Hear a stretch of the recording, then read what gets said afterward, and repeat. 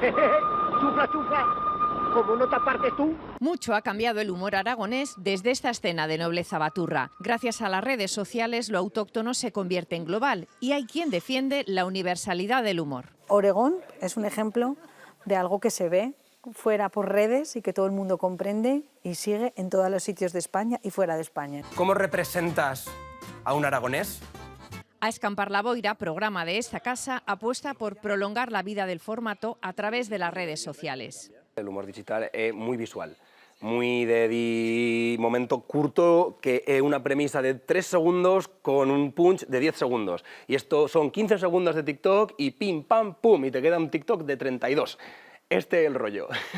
Curtido en el teatro, el actor Rafa Maza ha recibido un gran impulso gracias a los vídeos en redes sociales. Las redes sí que han sido un antes y un después, para que la gente vaya al teatro, para que te demanden para galas, eventos, la televisión, ahora también el cine, o sea que está siendo una etapa muy dulce. Son ejemplos de cómo el humor, y en especial el aragonés, puede usar los soportes de siempre, pero amplificar su alcance en el mundo digital.